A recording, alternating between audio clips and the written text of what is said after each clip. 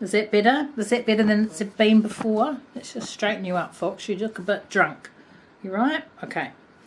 Hi, Fox. I'm finding time is flying. I think it's due to the fact that we work in an agile environment at work, and we work with sprints, 3-week sprints. And so time just kind of flies for me. Like I always think of it as a train, just like hurtling down the track. And I really have had an astonishing sense of time flying in the last month or so.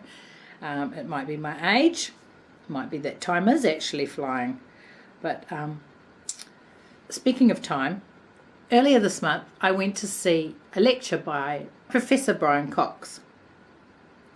He's a physicist from Manchester, and he is a science communicator, and a damn good one. He's made quite a few programs with BBC and other sort of places, and it's been mentioned, or I've read somewhere, or some word on the street is that he is most likely to be the person to take the mantle from David Attenborough as a science communicator.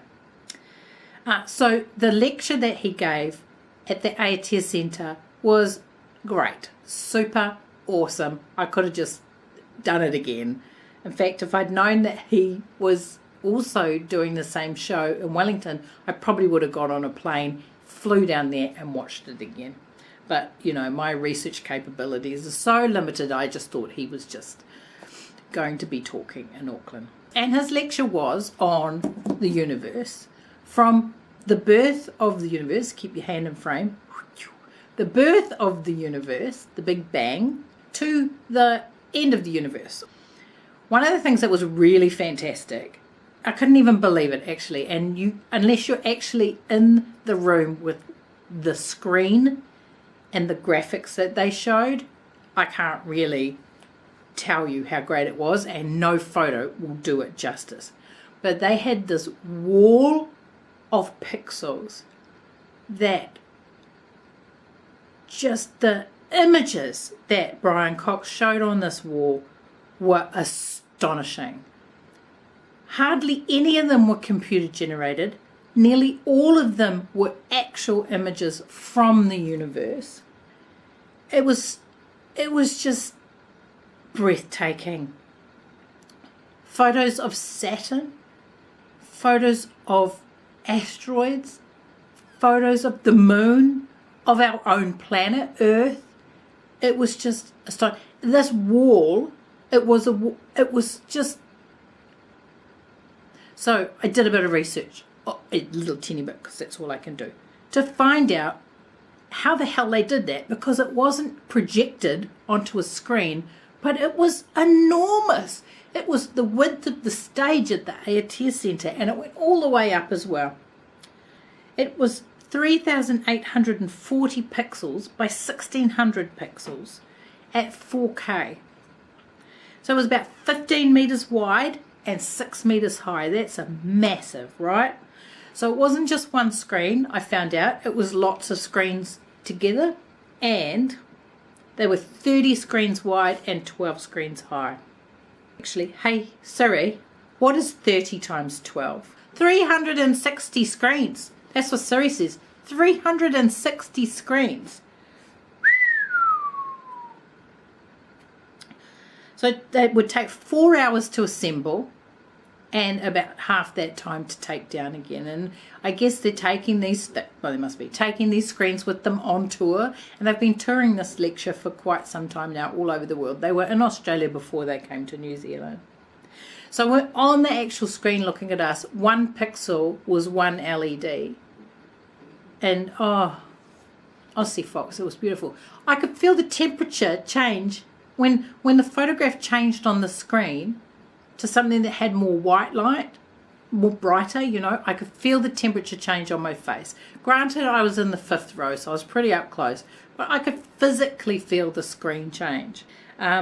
They showed, I'm looking at my phone, sorry, because I forget things, you know. So I made a point of really getting the right words to describe what I saw. The most amazing thing that I saw at Professor Brian Cox's lecture was the Sloan Digital Sky Survey fly-through. There's a mouthful. So it was a fly-through, a data set.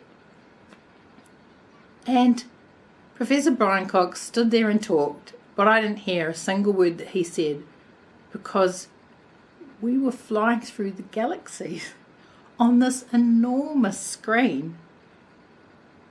It was just breathtaking. I could have done that all day. They could have just popped that whole survey, that data set fly through into a big GIF, and I would have just watched it on that screen all day. It was amazing. And every single one of those little things was a galaxy. It's just, actually you can't think about it too much because it'll blow your mind. It'll blow your mind. It's rubbish. It'll blow your mind. So there were lots of things to learn at the lecture, but I thought I'd let you know one of the things that I learnt that was really interesting. I mean, there was heaps of interesting things, but this is one of the things that was really interesting and something that I hadn't thought about before. So they used to think, the astronomers, those who know more than us, used to think that the heavier elements like gold and silver and platinum came from stars. And then when they found out about stars and how hot stars were, they found out that stars weren't hot enough to actually create the heavy elements like gold, silver and platinum. And what they found was when a star goes supernova and collapses in on itself and becomes a pulsar, spins at an extremely high rate, such a high rate that it pulses a light, pulses out the poles, I think. I don't know what I'm talking about. Anyway, there was an example where two stars collapsed and were not only pulsing and spinning very quickly but rotating around each other. They crashed into each other and exploded. And that's how scientists found out those temperatures were the right kind of conditions to produce the heavy elements like gold, silver and platinum. So those elements don't just come from stars, they come from collapsed, very specific stars under very specific conditions that make them so rare. So rare. No wonder they're worth a lot of money. So I had 2 responses to you, and they're very short. When you think about looking back at your life, you know, when your children have gone back to school or maybe they've grown up and you look back and you wonder what you've done. So you're saying, like, you know, you're looking back over your work life and wondering what you've done. Well, it's a lot easier to see what you've done when you have children because that's what you've done. Spending a life raising children is a good life. And when you watch them growing up to be, you know, teenagers and young people and men and women, that's a mighty way to measure your life, I think. And yes, drawing is hard. It is. And I think you said it, or maybe I heard you say it in your voice, it sounds simplistic. Of course drawing's hard. But it takes a long time to work out that drawing is hard. Not that I think any of us look at the great masters and think, I could have done that at all. But I think it is hard to realise actually how difficult it is. Because it's not actually about drawing, it's about seeing. And seeing is hard. Hey, and thanks for letting me know about the videos being silent, the ones I stole and edited into my V-letters to you. I didn't know that was happening. When I put the video up, I checked and it was fine, so it happened after a little bit of time, I guess, when YouTube's crawlers went across and found out that I'd stolen stuff. So it's good to know, and I've made adjustments for that, as you will have seen in this V-letter today. I guess it makes sense, but it's annoying. Well, I guess it's only annoying because I'm stealing other people's stuff, and I'm pretty sure that if people were stealing my stuff, I probably would be annoyed. So good on you, YouTube, for looking after creators' work, I guess. Well, I hope you had a good week. I hope you enjoy the videos that I've left in the doobly-doo. Okay, bye. I'm leaving now. I still don't know our goodbye song. Maybe for Christmas I'll learn it. Maybe. I don't know. See you, bye.